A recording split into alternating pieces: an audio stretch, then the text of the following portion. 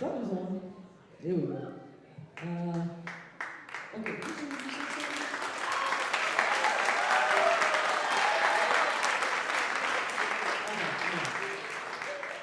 How y'all doing today? Y'all all right? We've been having a good time all day, and it's been such a fun time talking to the students, the Chica vibes.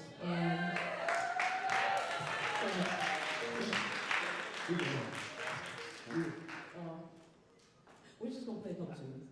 We'll start with I Love and then do I. Okay. Yeah. Y'all want to say up? You and Jayne start off first? A flat, I think. Is that what I said? B flat? Yeah. I'll never say stay? All of us here stay? You put B flat. I did? You did, but. Okay, either fine. Singers, always know your keys. Something like that.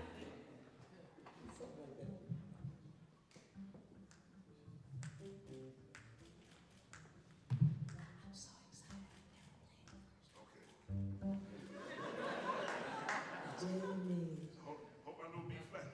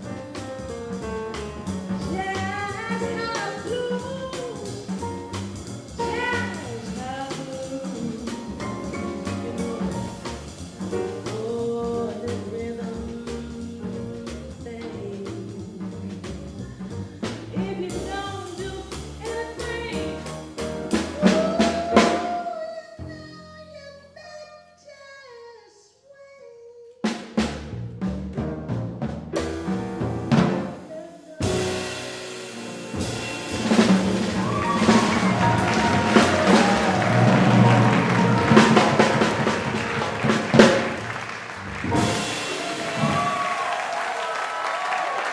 it up for Gene Baylor, Marcus Baylor, Oscar Perez, and Christian McBride. Just give us a minute. We're going to break up into a Q&A.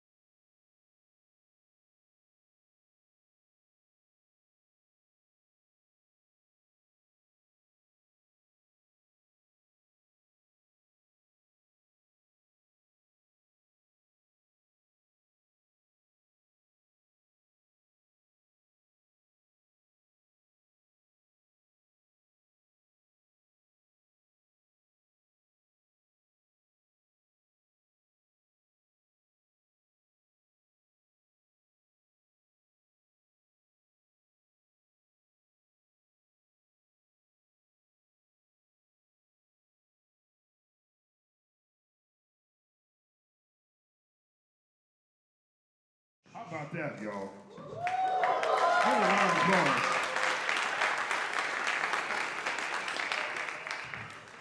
Now, Marcus, you and I have played together before. It's been a long time, but I know how good that feels playing with you. But you,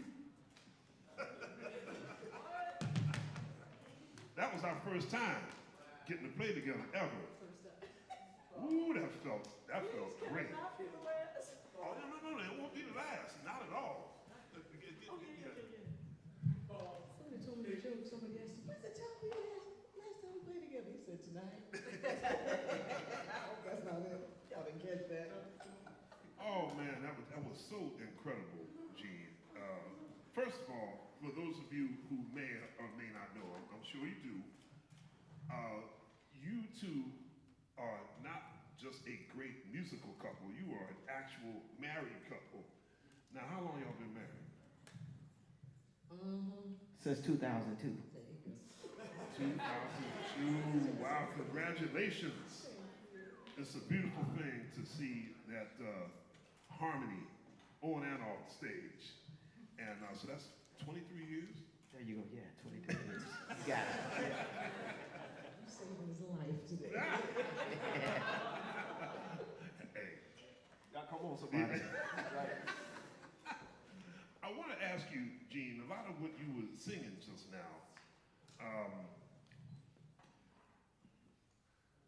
I've heard a lot of people, a lot of the elders, they'll hear young, wonderful young singers singing licks, blues licks.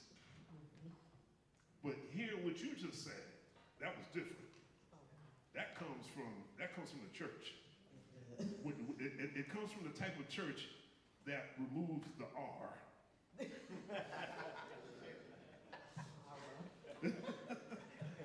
What you just said was church.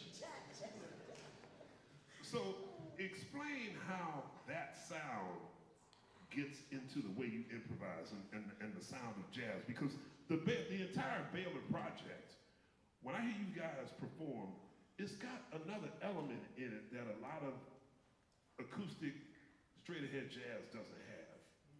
Y'all have that element in there. Well, I'd say, well, we both grew up in church. Both pastors' kids, our father's pastors. Y'all PKs? Both of us PK. Yeah, that's a lot, right? But you're not crazy. I'm not. But I didn't say nothing. cover it up well.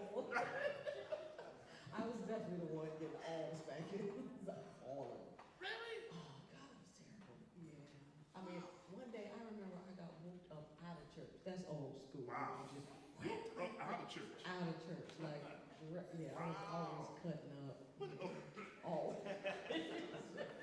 Making fun of the preacher or something like that? Well, my daddy was the preacher. Right. Like, oh, here we go. sound, it never leaves you. Am I right about that? It doesn't, because it's a sound, but it's an experience. Right. And it's all like one thing. Sometimes we'll separate the notes from the rhythm, from the sound, from the experience, from the time, and it's all intertwined, you know. And so, yeah, it's just it's a part of who we are. It's a part of, you know, on our first album, Journey. My father's from South Carolina, my mom's from West Virginia. Both of Marcus' parents from Mississippi. So there's some kind of deep musical, cultural roots in there. Roots. And roots, right? And so, some years ago, we went to one of our family reunions on my mom's side, which is like by way of West Virginia, from Philly, West Virginia. And there was, you know, I met a lot of cousins with relatives for the first time. But there was a church service on Sunday, because it's a church that my forefathers built on top of a mountain and everything. And it's still standing there today. And so they had church, and somebody just started singing, and he made it the intro to our album. And he was just, this was the rhythm. I don't remember exactly what song he was singing. You can whisper a little prayer, yes, in the evening. And it was something like that. And Marcus, he always got his finger recording something. Yeah.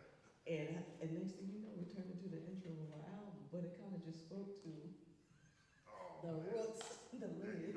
There you go. Now, I don't know if any of y'all caught this, but when Gene was singing something, I leaned over and I said, Ezekiel saw the wheel.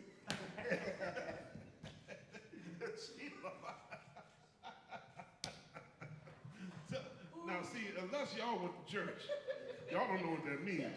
That's some old school hymns right there. I did that to Samara Joy one time. She was another one that she's got that church background. Exactly. Yeah. And I said Ezekiel saw the wheel. She broke out in the middle of the song and started singing the verse.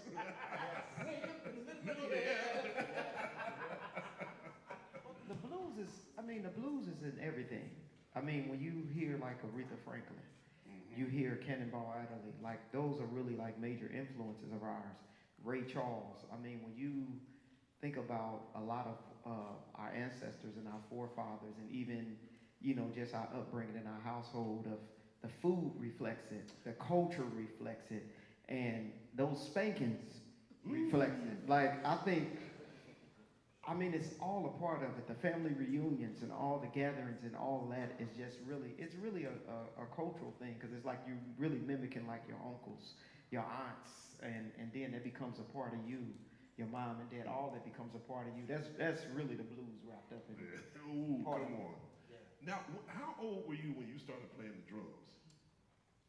Wow, I started playing the drums at the age of 2, and I was the church drummer at the age of 5 in my dad's church. Wow. But it was an old school storefront, and you know, during those times, it was great, because during those times, it really allowed you to be able to cultivate your sound. Like the old school cats would be talking to you on the bandstand. Growing up in church, it was the mothers. If you was too loud, you know, they give you that look. And so that really helped me hone in on, you know, where it first started for me. So yeah, age of 5. And you came up in St. Louis. Yeah, St. Louis. And that is such a great, great city. I think most people think of St. Louis as a trumpet player's town, but it's also a drummer's town. I think of you and the late Montez Coleman and Maurice Carnes and our friend Terry Gully. Yep. Who am I missing? I'm sure there's a lot of... Mark Collenberg. Mark Collenberg, right. Kimberly? Oh, remember Kimberly Thompson? Yeah, of course. Yeah. So, I mean, like, now how were you able to navigate? Because I'm also assuming, coming from that old school church, a lot of them didn't play it. They didn't play that when you were playing jazz or secular music. So how did you get around that? Absolutely not. So the way it worked is, so I grew up with what you call an old school Pentecostal church. And I never understood, growing up, I had a door in my bedroom that leads to outside. So how I started going to check out the music, I would sneak out that door and go sit in at jazz clubs. Richard Henderson. I would go sit at his house and listen to music many late nights, and that's how I really started. But at the same time, once I started really making a correlation between jazz and gospel and R&B, because I still grew up in the hip hop and R&B era too. And so, but yes, my household was extremely strict growing up. And Jayne's dad was a Baptist pastor. So the way we really explain our cultural experiences, she would say they get out of church from 11 to 1, and in Pentecostal church, it's just all day. All day, right? Just all day. Now, see, some of y'all to understand, to really thoroughly understand what the feeling is with this music, this camp is so important. But you got to hear these stories, because you got to hear the background, the origins of where it comes from. And I think there are no two greater examples than these two right here, who came up in a certain kind of culture and they turned it into something else while never leaving their original culture behind. And I feel like sometimes, especially in jazz and improvisational music, they're always pushing you to, be different, be new, be innovative, all these things that aren't always that easy to do instantaneously. But you never left your roots, and it shows up in the music. I feel like the greatest artists of all never leave their roots. And so pay attention to every story that they tell you. Now, those of us who came up in the 90s came to know you, not from seeing jazz, but see, y'all need to look up a group called Jayne. Now, tell them about that. Well, this is circa 1993, summer 93. This is when I was in college. Well, right out. All that. I finished Temple University in 1993, and my friend Renee Newfield and I were friends, roommates, and we had, long story short, formed a duo called Jayne. There was a combination of our names, Jayne and Renee, Jayne. And we decided to deal with Motown Records, and a single came out in 93. It was called Hey Mr. DJ. Everybody move your body and do on and on and on. Yeah. So that was like a huge hit, summer '93, and then we put our first album out 6 months later, and then we had a couple albums. So it was in that hip hop R&B sort of dance-ish space. Yeah, and that was nice. Now, were you going to Temple during that time? Were you also singing jazz on the side, or? Yeah, so I actually ended up having to pick a major, and I chose jazz. Well, what did you go to college for? Anything about it. What kind of scholarship? I went on a lacrosse scholarship. No kidding. Yeah, started in field hockey and switched to lacrosse. What? It's so random. Right on. We were like state champions in high school. Yeah, we were. We have this argument in the house all the time. She says, I went Division I. I'm a Division I athlete, and I got banners hanging up in my high school. Okay, whatever. But I did.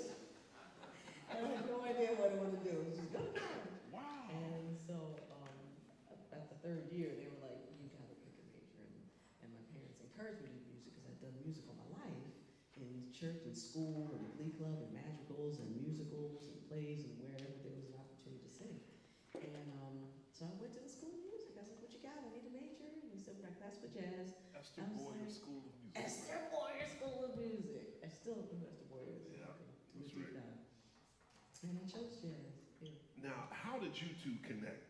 I hate to put you on the spot like that, but we gotta know. How did you two lovebirds connect? Through another Philadelphian. Uh-huh. Who was it? Orrin Evans. No kidding. He introduced us. That's our dude from way back. I was still in the R&B space, and he was doing a showcase for me. He was playing a showcase with me, and I needed a drummer, and the drummer I found was flaking, so I was like, dude, I'm gonna need somebody. And he said, I just ran into Coco at the Zinc Bar, and I'm like, who? And he said, Marcus Bailey plays with the Yellow Jacks. I'm like, ooh. showcase. It was like a 20-minute 4-song showcase, and that's how we met. Was it love at first sight? Absolutely, Verna. Absolutely. Oh, it was. Oh, it was. Hey, You know what's crazy? We were trying to pick out a place that we both knew. So we're like, hey, you know what a Blue Note is? I'm like, yeah, let's meet in front of the Blue Note. So it was like on a Tuesday afternoon in September of 2000. And I was standing out there waiting for him. And every time some like super artistic guy would walk past, I would be like looking like, I'm like, no, that's not him. That's not, yeah.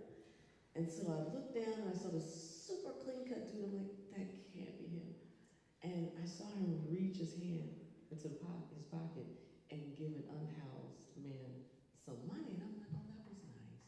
And then like, he walked up to me. And I'm like, oh, that's him. Turns out, man, the dude saw me looking. That's why he gave the dude some money. Look here, I That is give. called games. No, I'm a giver. Don't do that. I'm a giver. It worked.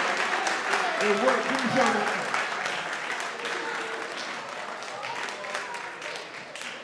I am a giver, and what's funny is because Kristen knows New York City, Kristen like, man, what are you thinking? What are you thinking?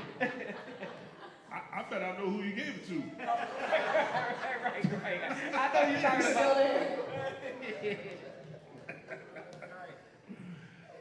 Before we open up the floor, I want to ask you each a question because first of all, I would like to thank you for coming for Chica Power Day. And that's right.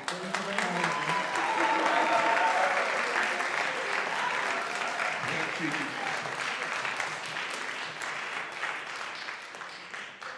Now, as artists, we're all self-critical. How do you deal with that? Oh, gosh, yeah, I am really, really critical of myself. I try not to be as much, but it just happens like when sometimes we get in our heads, right? And I'll be on stage and I'm experiencing the music differently than the listener is experiencing it, right?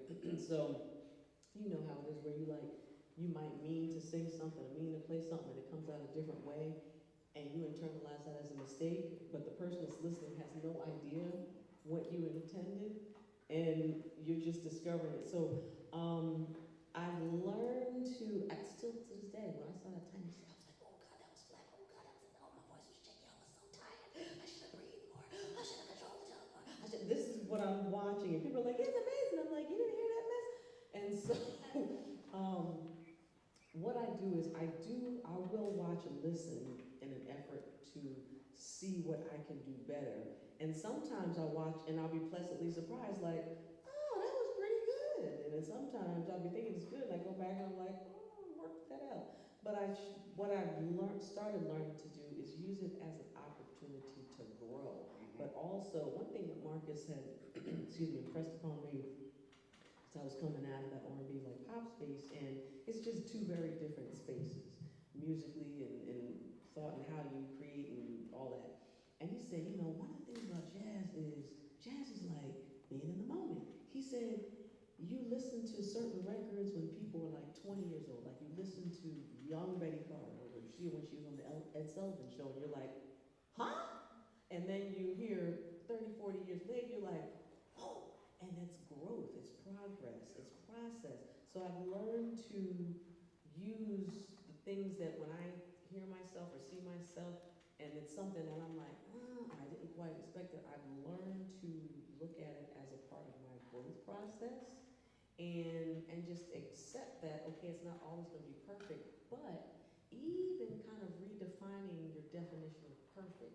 Because if you sing the same thing 1,000 times the same exact way, is that perfect or is that stagnant? Right.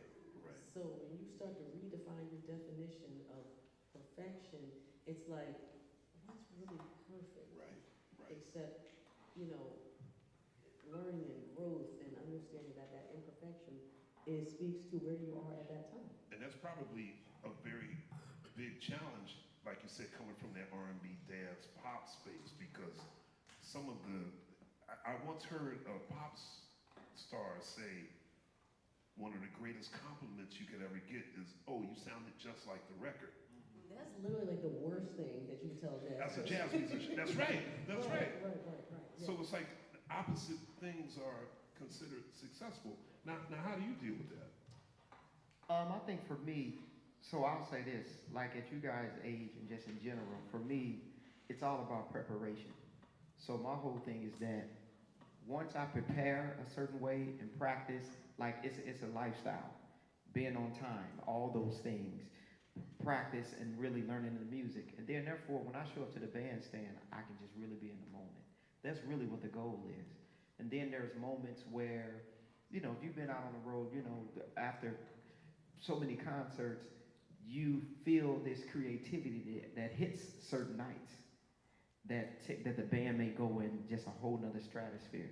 But then there are moments where you just don't feel it that night. But I know based off our band and preparation, even if what I call, we just stay closer to home, which is, you know, playing a composition, that in itself is at a higher level. And so that's how I really measure, you know, really the whole thing of being, feeling creative. And, you know, you feel some nights you feel more creative and feel more creative than the next. But then when you go back and listen to it, it's all subjective. Because there's an artist, now this is funny, now there's an artist I worked with early on in my career who we were speaking about. And man, it was tough for me. I was the young musician on the bandstand. And they used to they were on me. Here it is, 30, 40 years later, she posts a clip and she sends me a message. Marcus, you was in a whole nother stratosphere on this recording. And I just remember during those moments, like they were letting me have it. Yeah. So what I realize is that sometimes perfection, when you go back and listen to it, I think sometimes you just really got to understand just being in the moment. That's where I'm really at. Like right now when we played, you know, you just be in the moment. Let's just have a good time, and it makes you really listen and zone in on what's around you. Because you have to take the focus off yourself when you hit the bandstand. The focus is this. The room, like even playing as a drummer, they would say a room like this, oh man, this is not the room for a drummer. No, you just have to play the room. So you can hear Oscar solo, you can hear the bass. So I think it's really about all those things instead of getting caught up in what you're doing. So hopefully that answers a little bit. I got so many more questions. Thank you for that. We got time for two really, really good questions. Okay, your hand went up first. What do you think is the most common mistake, other than dynamics, that drummers make when playing with vocalists? This is a question for either. What do you think the most common mistake drummers make in playing with a vocalist? Other than dynamics. So, okay, I answer this real quick. So, we were somewhere and we were speaking about musicians, and I think about music, and so I tell even horn players, instrumentalists, just like you checked out all those Miles Davis records and Coltrane and Cannonball Adderley, it's just as important to listen to vocalist records, because it ain't necessarily that it's about mistakes, but if you don't listen to those records to understand how the greats accompany those, how do you find your voice inside of that? Because it's a language. So more than just me saying, hey man, I need you to get soft right here. But you may not understand why.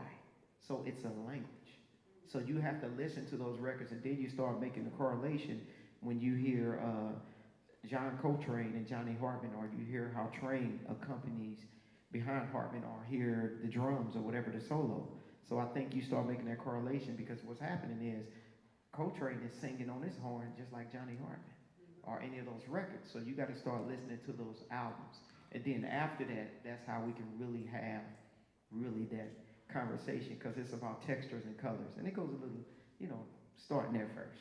Yeah. Thank you so much. We had a question over here. So I'm new to upright bass, so I want to know how I can be the best upright bassist that I can be. That's so broad. Such a broad question. I'll tell you what, let's have that discussion privately. I want you guys to ask something to Mrs. Baylor here. I have a young sister, and she's becoming a singer now and opening up more. As a young female speaking gigs, and I can look to her to help her out in the world of music, jazz, and every genre that she wants to go for. That is also really super broad. But I would say just a few simple but important things. Whatever it is that you want to do and set your heart on, whether it's singing or whatever, take the time to really develop the craft, particularly in this era where everything is so fast and accessible, and I go on IG and sing, I get a million things, and oh, put her on the tour, and then she doesn't even know how to sing through a whole song. Like, that's a real thing. So really delve, I would number one, delve into that craft of singing. Like really, because especially with the singing thing, a lot of times people want to be singers / stars / you know what I mean? Just with singing, you really love the art of singing. Develop that craft of singing, regardless of what genre. The second thing is every chance, opportunity she has to sing. Like I remember, I've had people call, I want lessons. Do you sing in the your school? No, those songs are corny. I'm like, that's one of my first experiences learning how to blend with other singers, learning how to control tone, when to not to use vibrato, glee club, concert choir, snow, snow, snow, snow, snow, snow, where you fall. We sang all those songs, you know. You're constantly learning. So the second thing is sing every chance you get, whether it's in church, whether it's in school, in choir, madrigals, glee club. I was in madrigals and Renaissance style outfits, singing all manner of songs in different languages and harmonies in high school. That was a whole education. That helped me now when Marcus just says, write some horn arrangements. Dude, I'm not an arranger. Yes, you are. These are all things that come to me, and you know what I mean? That was like 30, 40, however many years ago. So that's the second thing. And then, is there a third thing? There probably is, but that's what it comes to. Those are the two things. And then, yeah, just get around other people who are doing what she wants to do, and like guard your space and the people that are not. Oh, this is very important. This industry, don't be doing just anything to be successful. Okay? Got me. Yeah, it ain't worth all the baby oil or the price of tea. We know where you're going. Your gift will make room for you. Okay, all right. Amen. Let's hear it for the Baylors, y'all. Gene Baylor, Marcus Baylor, Oscar Perez, Brother Gifford.